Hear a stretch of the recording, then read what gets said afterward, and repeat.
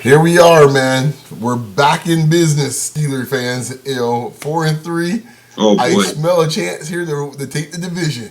Just Oh gotta deal with man. those rat birds in Baltimore, and we're gonna take things in the AFC North. What you got to say? Let's just get this started, man, please. Wow, it's like that.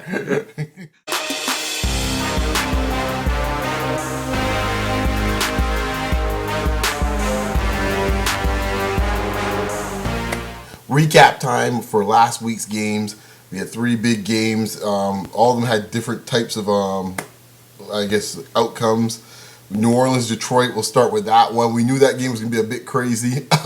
Yeah. Yeah, it definitely lived up to what we thought.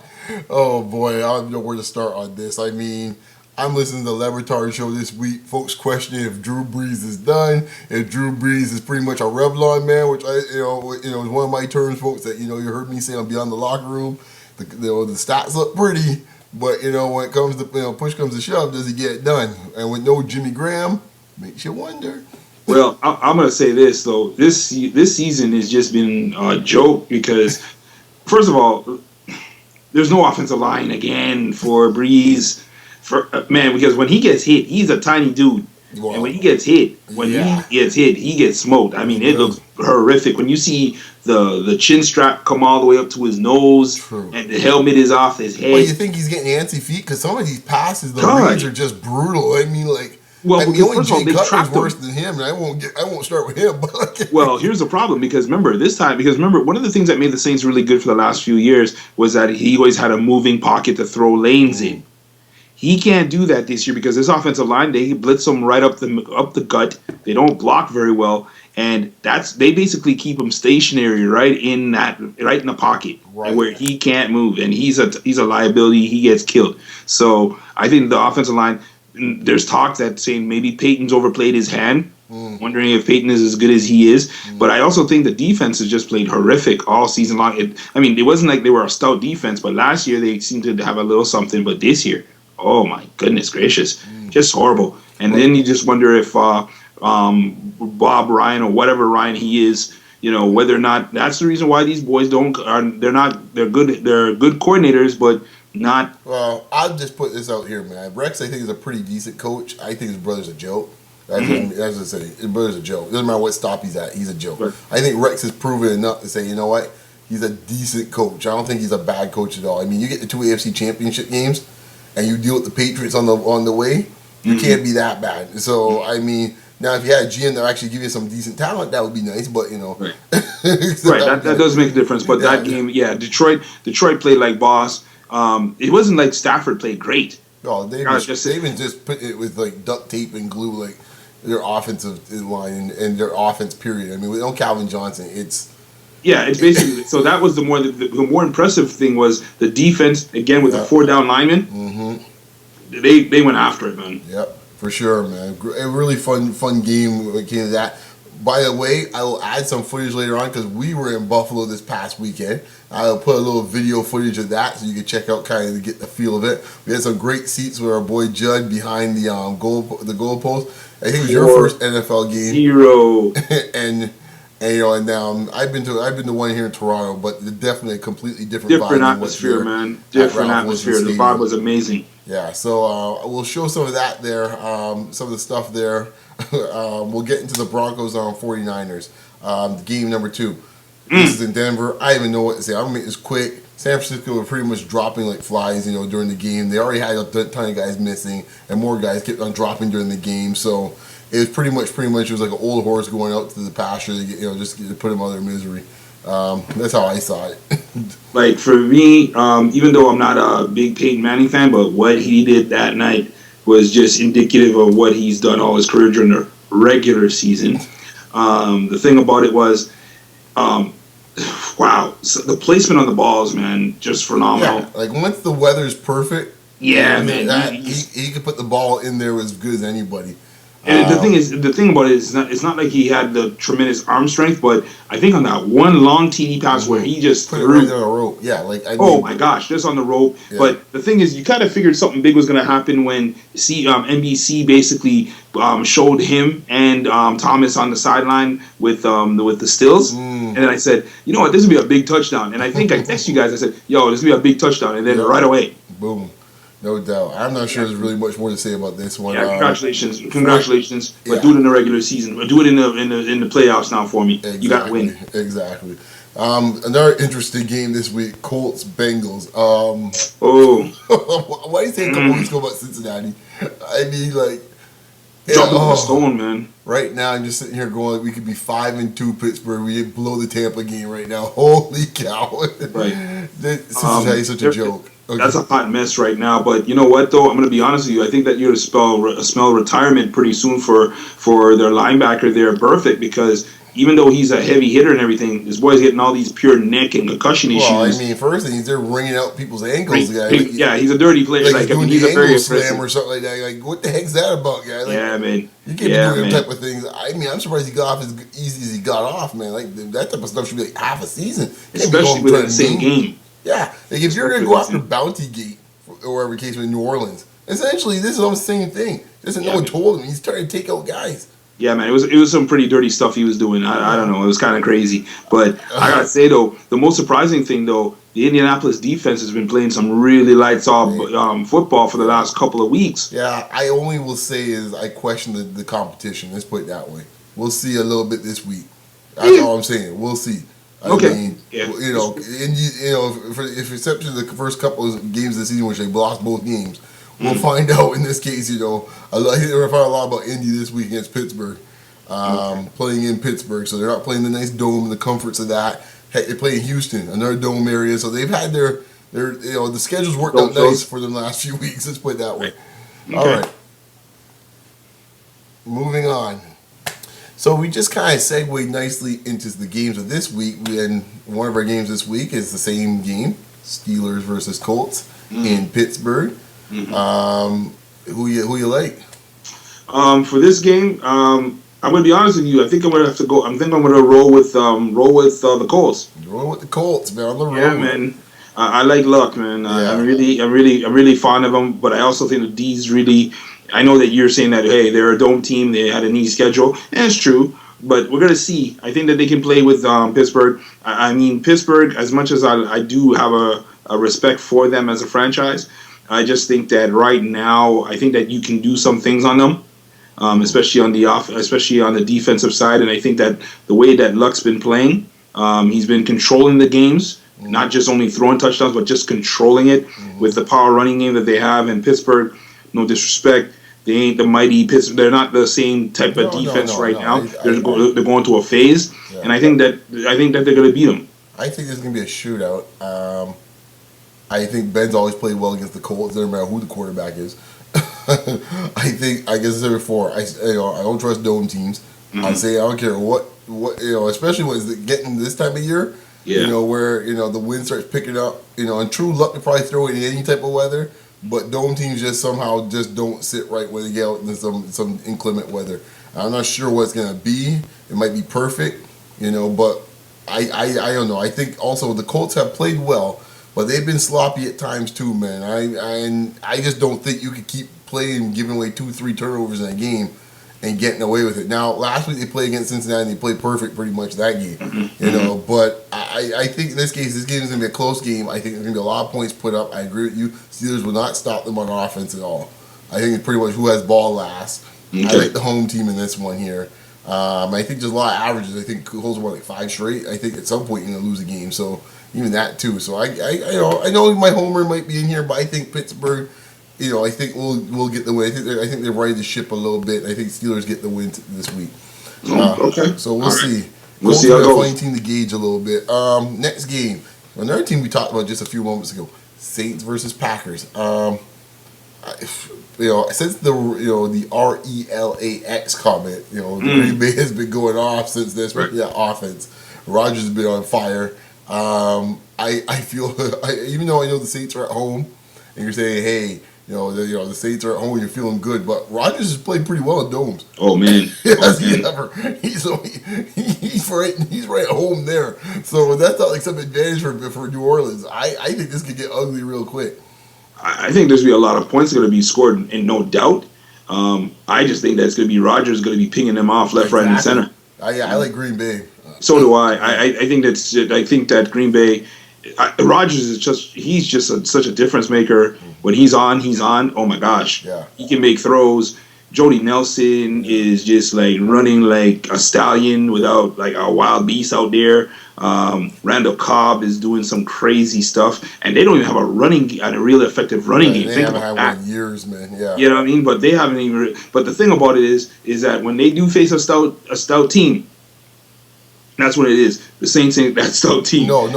Right now, I think that with them losing last week to Detroit, killed their playoff chances, man. Yeah. Last game of the week that we're going to focus on. The Redbirds, Cardinals versus Eagles. This, Cardinals at home. An old NFC East battle, actually. So, I kind of like... I'm going to stay with... I don't know. I'm going to stay with Arizona, I think, I think I'm yeah. Yeah, it's all about Philly just not sitting right with me. I don't know what it is, man. Well, I'm gonna say this though. For that game, I'm gonna choose the Cardinals because they are at home. Mm-hmm. But it would be interesting though because Philadelphia, even though everybody talks about their offensive prowess, their defense has surprisingly played not too bad in terms of playing turnover football. They're one of the highest ranked turnover, like one of the higher ranks. Defenses in terms of turnovers, touchdowns, special team blocks, all that kind of stuff. And I think the big difference. You can roll on these boys though when you're ready though. They can give up some yardage though. Oh, most definitely. Yeah. Most definitely. Yeah. But I really do think that the Cardinals. Bruce Arians is doing a fantastic job with that team. Mm-hmm. He is a quarterback guru. Doesn't Ben wish that he was still there in Pittsburgh because he made such a difference? Because if you can take Drew Stanton. A no-name journeyman, yes. Carson Palmer, who has probably been one of the more overhyped quarterbacks, but yet since he's come into the Cardinals, he's been rejuvenated as if he drank Kurt Warner's the youth juice. I don't know what's going on there. The golf out there is must be, man, because this guy had a nerve problem, and then they were thinking maybe his career's gonna be done, and now he's back and he's played like he ain't missed a beat. Nope.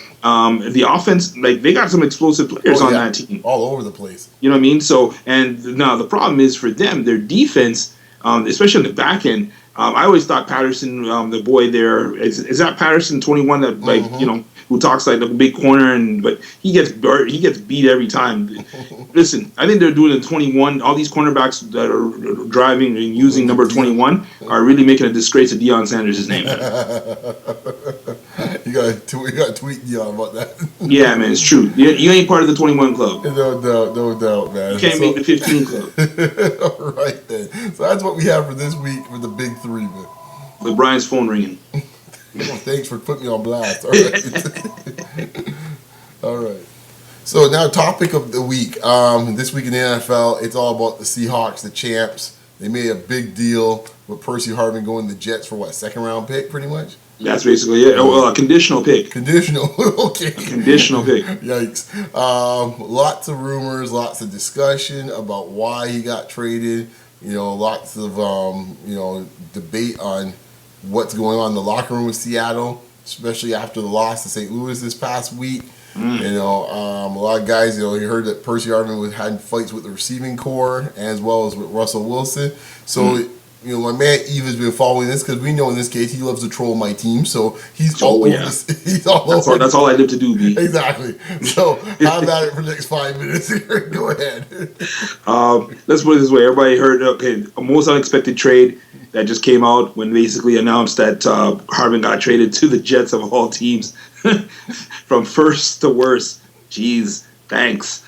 But the whole premise of, I think the real essence, this was a front office move, but I also think that when you're a malcontent, and the NFL used to tolerate a lot of guys back in the day where you could be divish, and as long as you have the talent, they'll keep you. Them days don't really work anymore as much now. They don't have as much tolerancy for that stuff anymore. But I think to your point though, like you have to question the productivity of Harvin. Like, he's an impact So- guy because you have to worry about it. But when you actually look at the raw numbers, Yeah.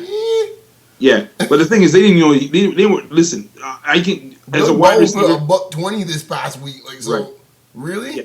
Yeah, my point is, I think that they weren't using him in the right way they should. Like, granted, they used him as a gimmick instead of what he is. He's a playmaker. So let him get down the field. He's a wide receiver. Let him get down the field. Make him do some plays down.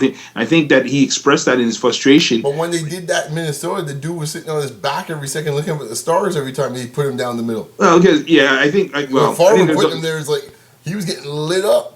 yeah, but you gotta also understand, like, yeah, the injuries were taking a toll on him, but he's a temperamental dude, though. Yeah, Yeah, you know what I mean. Like, I mean, let's put it this way. He's crazy. Yeah, man. If he's checking out, he's checking out. Exactly. Like, seriously, like, he was on like, he was missing practices. He was basically doing an AI thing. Basically, Yeah, but AI's dropping 30 on you though. Yeah, that's true. But the difference is with Harvin, though, he was starting to miss games, a lot of Right. games, and his actor was starting to wear thin. Right. You notice when Brett Favre was there, he wasn't busting all that nonsense. No. And the thing about it too is that, it's one thing when you want to act like diva, but you take Terrell Owens, he put up though. True. That's what I'm saying. When Terrell got there on Sunday, it was gonna be business. Like, that's And the he thing. also whipped people's ass in Right. his locker room too when Right. it came down to it. But he's good for $110 and 8 catches and That's probably a true. touchdown that day. This True. dude here is like 39. I don't even know 30 catches even that much. I don't even think he had that much. Yeah. 30 catches is like week 6 or something. Like that. Give me a break. Can you believe that they paid this guy almost like $18 million for only a couple of plays last year? Well, yeah, you for know a what punt hurt- return, that for a touchdown. As a Hawks fan, here's what hurts me is that you paid that dude about $8 million in this case here. You kept some of that money for a couple of those defensive players that you let go. That they lost, yeah, man, and I think one of the other issues that you're starting to find out and hear about, like, I don't want to get too much into it, the whole mans are getting money left, right, and center, and other guys are starting to resent certain things, such as an AKA, like, the quarterback still hasn't gotten his money yet, Well, but getting his this year though. he's probably gonna get it this That's year. the reason why they moved him too, because they need a big space. For Yeah, they his need money. they need to get under the cap Yeah. because they just paid Sherman, they just paid Chancellor. Exactly. And the next dude's gotta be Wilson. And Lane but just got his just the other day too, right? So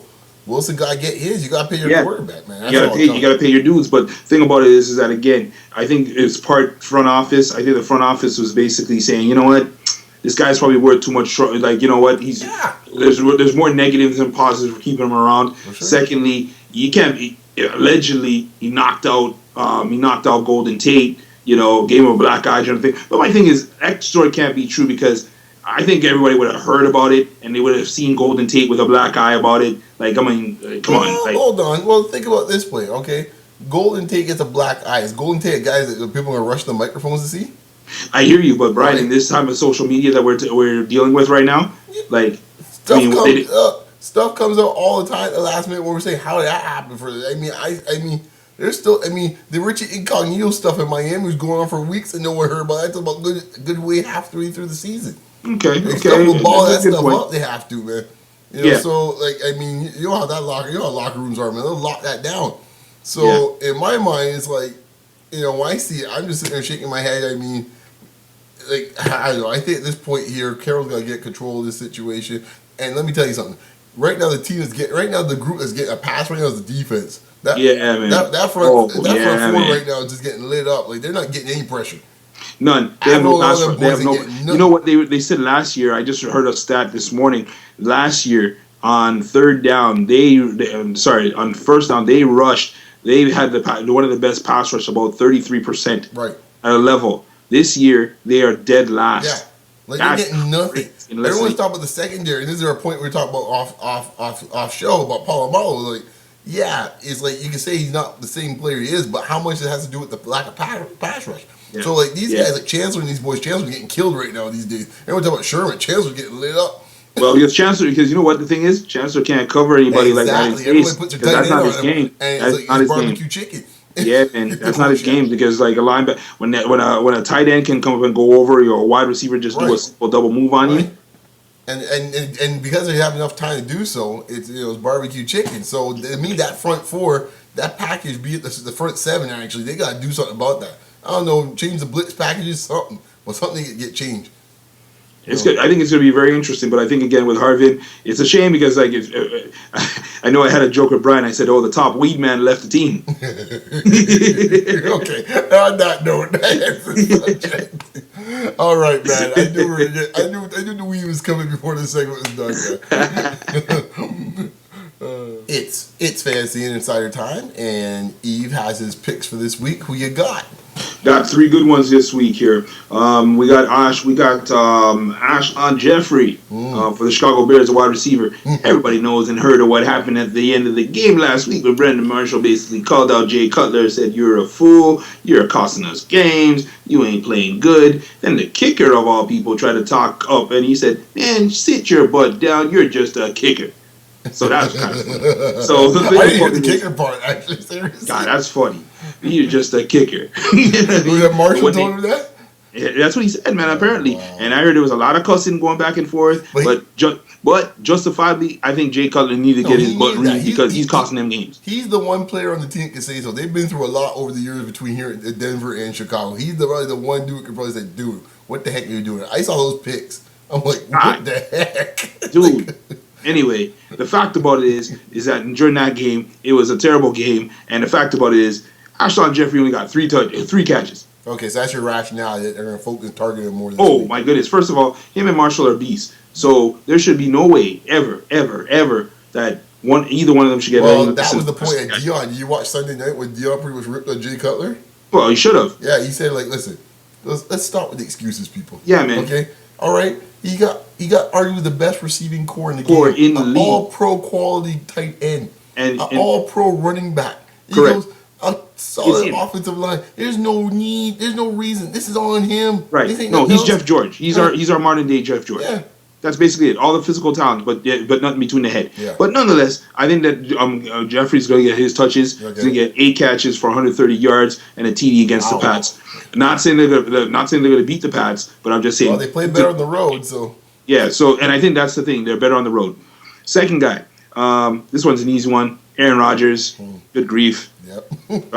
29 for 36. I say 350 yards, 4 TDs against the Saints. Boy, I think he's going to just drop them like it's hot. Guy, you're being kind. You think he's only throwing this thing up 36 times? I think he's over 40. I was thinking about that, but I said, I just think that he's going to come up and put a route on. It'll be 4 TDs by the time third quarter is done. For real. Okay. Right. And my last dude, I'm not a real big fan of his because I always think he's hurt. But he's been playing some fantastic football himself.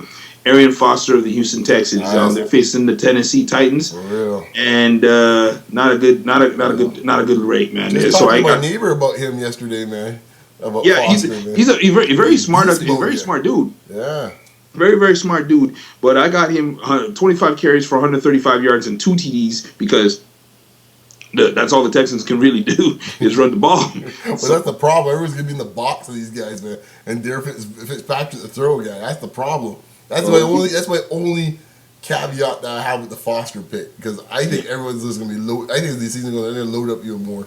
I hear you, but the thing about it is that they've been loading up on him, and he's been busting plays. Yeah. So he's been playing pretty good. That's true. All right, so there you have it, folks, man. 3 big names this week. 2 marquee quarterbacks marquee receiver, marquee quarterback, and a marquee running back. So you got one from every major skill position this week from Eve. So hey, man, once again, man, thank everyone for the support. Subscribe above as usual, comments below. Check us out on Twitter. And if you happen to be on Facebook or we post it on our page, check us out there on our Beyond the Locker Room page there. You'll see all the information about Double Barrel Shotgun as well as Beyond the Locker Room. Beyond the Locker Room will be back. Trust me, it's been a little busy lately, but I will be having one coming up very shortly. I got who knows? I don't want to say it, but I might change my mind, but I doubt it. But we'll talk about, I have a little something to say about college football, a particular situation in college football that you may know. And also, check out new show coming next week. My boy Ravi and I are doing an NBA show. Hoops is finally here on Beyond the Locker Room throughout the season. So each week we're going to talk about a key game of the week, and we're going to break down whatever's happening in the league that week. And in the association, there's always a story. So we'll have plenty to discuss. LeBron and his hairline. Hey. You're starting early, man. We're still preseason mode. Come on now. All right, man. Where can the good folks find you, Charlamagne? Okay, you can find me at Y Charlem. All right, and you can find me at Beyond Locker Room, short form RM as usual, folks. Anyways, folks, take care. We'll talk to you later. Peace. Bang, bang, bang, bang.